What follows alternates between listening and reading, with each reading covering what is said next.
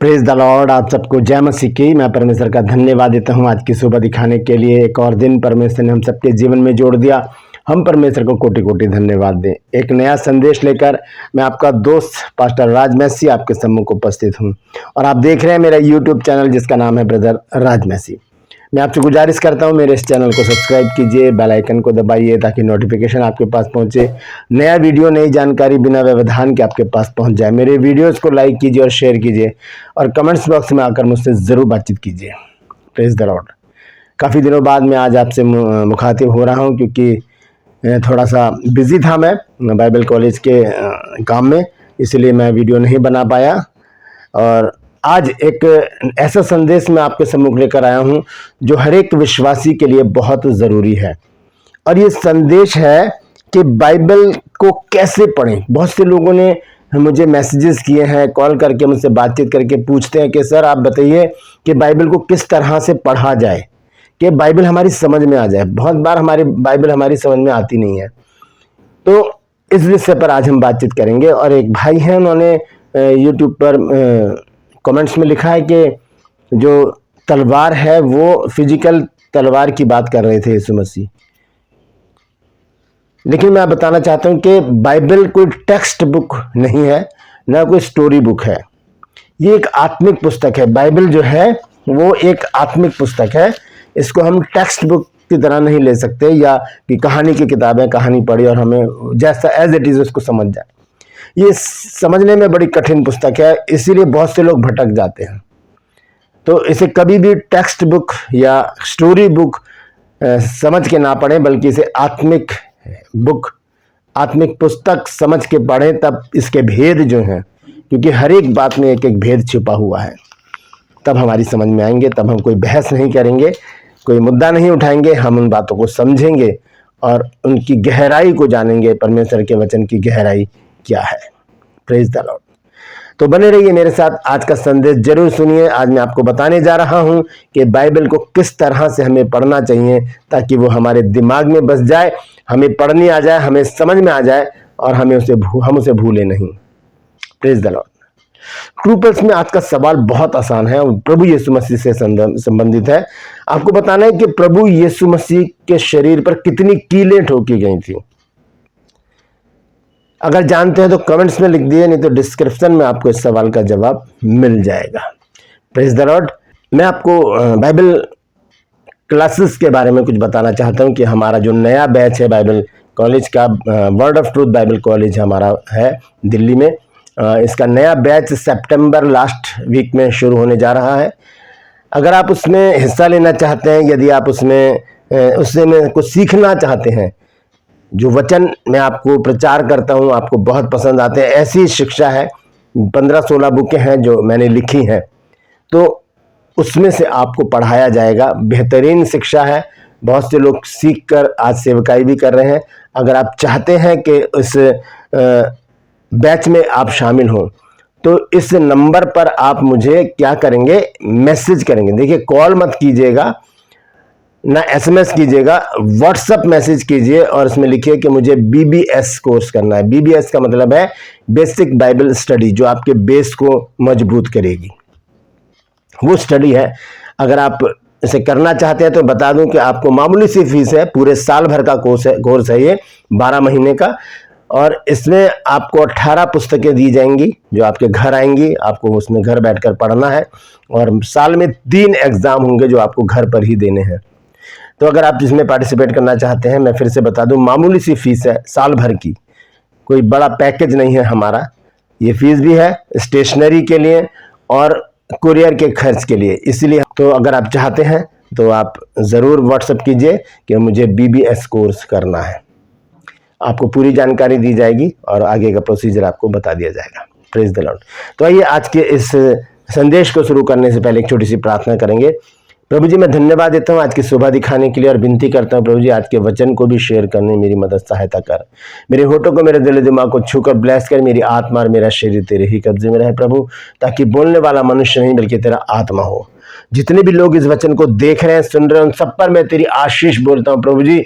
हर एक को आशीषित कर, हर एक की रोग बीमारी को, चिंता को, परेशानी को, दुख तकलीफों को, लड़ाई झगड़ों को, मन मुटाव, बांझपन, कर्जा, नशा, बेरोजगारी को, तलाक की समस्याओं को अपने सामर्थ्य नाम के द्वारा हर एक घर से, हर एक दिल, जिस्म, जान से, परिवार से दूर कर दे मेरे प्रभु। जो लोग खो गए हैं उन्हें अपनी निगरानी में लेकर आ, उनके घरों तक पहुंचा प्रभु, ताकि उन घरों में भी आनंद मनाया जाए। मैं धन्यवाद देता हूं प्रभु, तूने मेरी प्रार्थना को सुन लिया। प्रभु यीशु के नाम से मांगता हूं, आमीन। Praise the Lord. तो आइए आज के संदेश को शुरू करेंगे। संदेश है बाइबल पढ़ने का सही तरीका, क्योंकि सवाल यह है कि बाइबल कैसे पढ़ें, क्योंकि बहुत से लोगों ने सवाल मुझसे किया है कि बाइबल कैसे पढ़ें। तो इस सवाल का जवाब कौन देगा? हमें बाइबल ही देगी। बाइबल से ही पता चलेगा कि हमें किस तरह से परमेश्वर के वचन को पढ़ने की जरूरत है। तो आइए हम देखेंगे। सबसे पहले मैं आपको बताना चाहता हूं कि बहुत से लोग किस तरह से बाइबल को पढ़ते हैं। उन्होंने क्या किया, बाइबल को ऐसे उठाया और ऐसे खोला, कहीं से भी खोला और एक आयत को पढ़ा और वहीं पे आमीन करके खत्म कर दिया। तो ये तरीका सही नहीं है, ये तरीका सही नहीं है। एक आयत पढ़ना लाजमी नहीं है, ये समझ में भी नहीं आएगी। बाइबल कभी समझ में नहीं आएगी अगर आप एक आयत रोज पढ़कर खत्म कर देते हो। तो बहुत से लोग बाइबल नहीं पढ़ते, व्हाट्सएप पर जो लोग मैसेज करते हैं उन्हें पढ़ते हैं। बहुत से लोग यूट्यूब पर या व्हाट्सएप पर जो मैसेजेस आते हैं उन्हें सिर्फ सुनते हैं। लेकिन मैं आपको बताना चाहता हूं कि वीडियो भी देखें, जरूर देखें, लेकिन बाइबल जरूर पढ़ें। तो बाइबल पढ़ने का कैसा तरीका है? एक आयत पढ़ लेते हैं लोग, वहां वो बस खत्म बात। लेकिन वहां पर बात खत्म नहीं होती। एक आयत पढ़ने से बाइबल आपको कभी भी समझ में नहीं आएगी। बहुत से लोग क्या करते हैं, ऐसे ही बाइबल को कहीं से भी खोलते हैं और फिर एक चैप्टर पढ़ते हैं, एक चैप्टर, और वहां पर उसको खत्म कर देते हैं। आगे नहीं पता क्या लिखा है, उसे छोड़ जाते हैं। कैसे बाइबल को पढ़ना चाहिए आज मैं आपको ये बताना चाहता हूं। हमें बाइबल को पढ़ने का सबसे सरल और आसान तरीका है कि हम प्रतिदिन एक अध्याय रोज पढ़ें। एक अध्याय हम रोज पढ़ें। उत्पत्ति से शुरू करें बाइबल को और उसे पढ़ते पढ़ते पढ़ते हम प्रकाशित वाक्य तक जाएं। अगर आप पुराना नियम नहीं पढ़ना चाहते तो आप नया नियम की मत्ती रचित सुसमाचार से शुरू कीजिए और प्रकाशित वाक्य तक चले। लेकिन मैं आपको सलाह दूंगा कि आप विश्वासी हैं तो आपको पुराना नियम पढ़ना भी बहुत जरूरी है, क्योंकि प्रभु यीशु मसीह ने, पौलुस ने, पतरस ने, जिन्होंने भी पत्रियां लिखी हैं, उन्होंने पुराने नियम को कोट जरूर किया है कि यशाया ने ऐसे कहा है, व्यवस्था में ऐसे लिखा है। तो ये चीजें हमारे काम की चीजें हैं। तो हम उत्पत्ति एक अध्याय से जब हम शुरू करेंगे और उसको प्रकाशित वाक्य के 22 अध्याय तक जब हम पढ़ेंगे तो बाइबल पूरी हमारे दिमाग में भर जाएगी। लेकिन एक बात और मैं आपके साथ शेयर करना चाहता हूं कि बहुत से लोग कहते हैं कि सर हमने तो बाइबल 25 बार पढ़ ली, हमने तो 10 बार पढ़ ली, हमने तो 5 बार पढ़ ली। तो ऐसे रट कर बाइबल को पढ़ लेना, ऐसे वो समझ में ही नहीं आएगी। बाइबल बहुत भेदों से भरी हुई पुस्तक है, बहुत ही रहस्यमय पुस्तक है और इसको समझना बहुत मुश्किल है। इसको आत्मिक लोग ही समझ पाएंगे, क्योंकि ये आत्मिक पुस्तक है, ना कि एक टेक्स्ट बुक या स्टोरी बुक है। इसमें कहानियां हैं, लेकिन वो कहानियां आत्मिक है, वो हमें बताती हैं कि किस तरह से लोगों ने पाप किया और परमेश्वर ने किस तरह से उनको दंड भी दिया और फिर उन्होंने जब पश्चाताप किया तो उन्हें माफ भी किया। तो बाइबल का सबसे बड़ा जो पढ़ने का जो कारण है वो है परमेश्वर। उसके कारण हमें बाइबल पढ़नी बहुत जरूरी है। प्रभु यीशु मसीह इस बाइबल का मूल है। इस बाइबल के अंदर यीशु मसीह है। जब हम इसे खोलते हैं तब हम यीशु मसीह से बातचीत करते हैं। तो बाइबल को पढ़ने का सबसे सरल और आसान तरीका है उसे अध्याय वाइज पढ़ें। एक अध्याय पढ़ लें। आज जैसे मान लीजिए आज 19 तारीख है, तो आज एक अध्याय पढ़ें।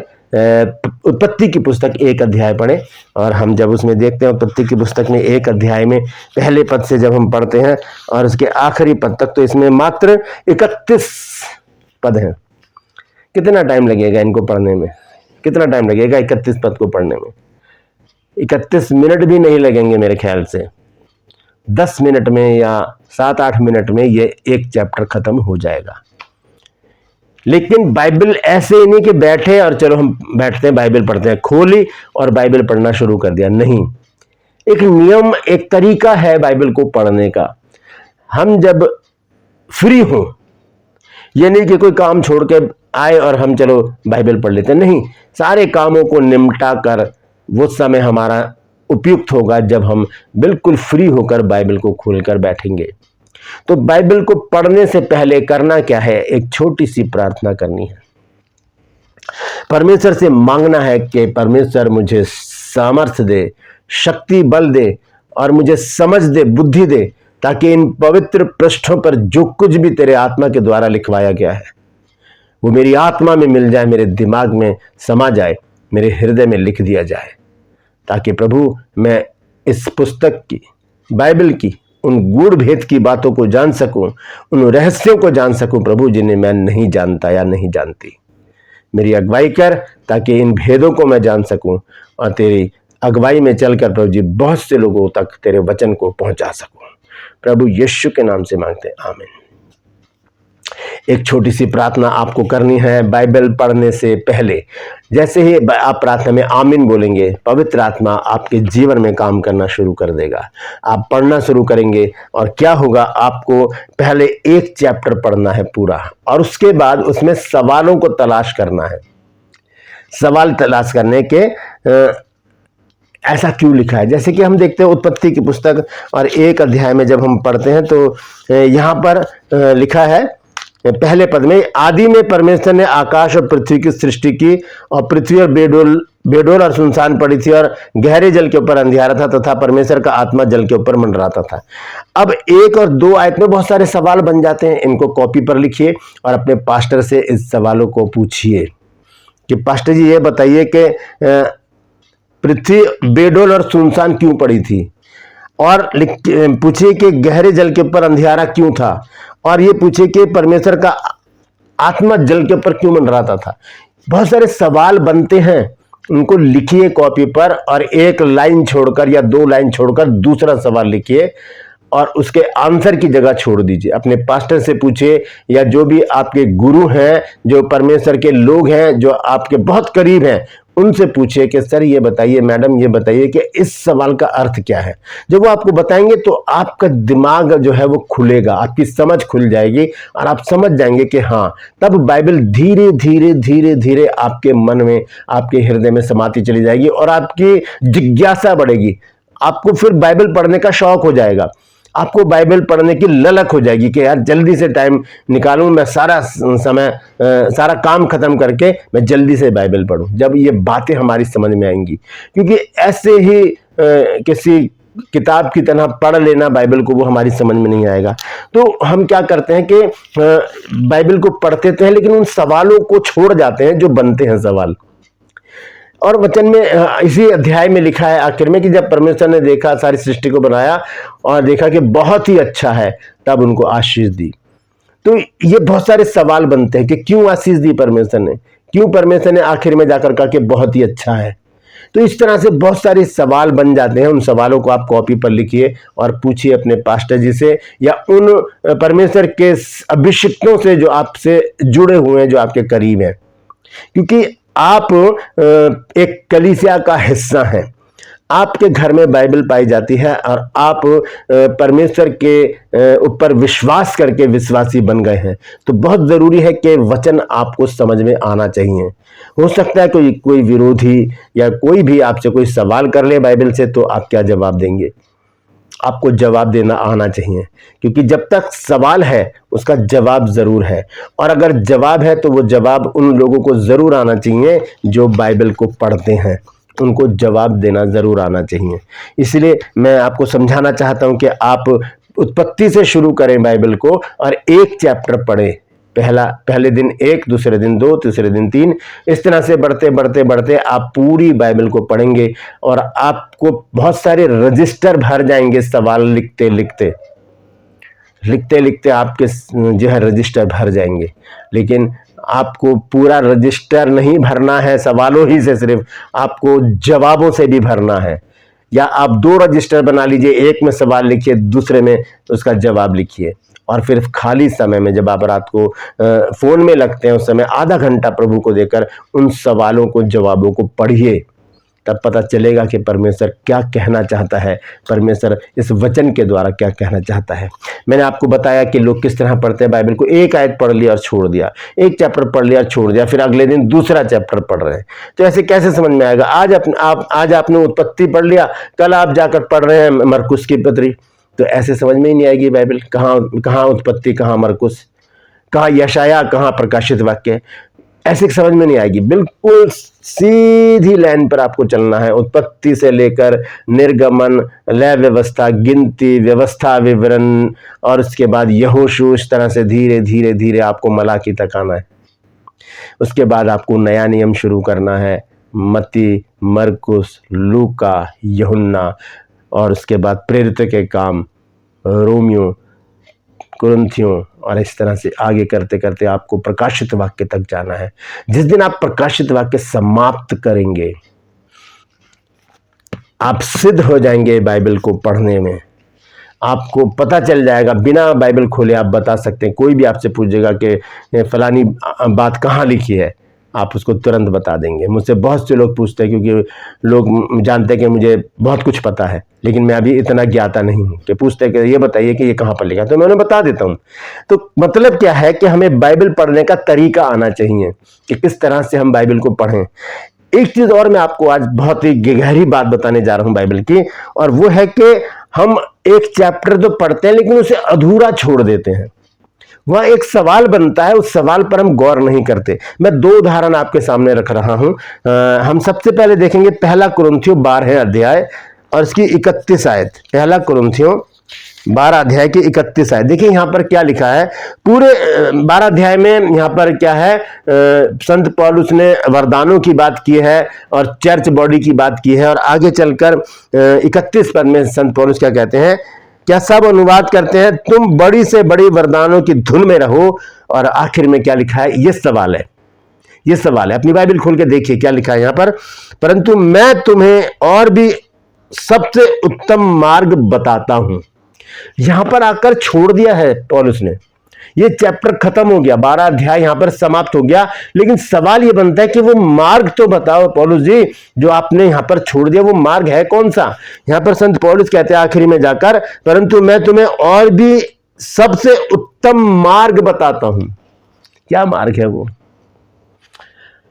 वो मार्ग हमें मिलता है 13 अध्याय में आकर। पूरा 13 अध्याय पढ़िए, वहां पर प्रेम का जिक्र है। प्रेम लिखा है पहले आयत में, 13 अध्याय की पहली आयत में, यदि मैं मनुष्य और स्वर्गदूतों की बोलियां बोलूं और प्रेम ना रखूं तो मैं ठनठनाता पीतल और झंझनाती झांझ। यह है उत्तम मार्ग जो पौलुस ने 12 अध्याय में छोड़ दिया कह के, और उसे 13 अध्याय में शुरू किया है। एक पूरा चैप्टर लिख डाला प्रेम के ऊपर, 13 अध्याय। आखिर में लिखा है 13 की 13 में, अब विश्वास, आशा, प्रेम, ये तीनों स्थायी हैं और इनमें सबसे बड़ा प्रेम है, और ये प्रेम ही उत्तम मार्ग है। क्योंकि बाइबल का निचोड़ ही प्रेम है। क्योंकि परमेश्वर ने जगत से ऐसा प्रेम रखा कि अपना इकलौता पुत्र दे दिया, ताकि जो कोई उसके ऊपर विश्वास करे वो नाश ना हो परंतु अनंत जीवन पाए। Praise the Lord.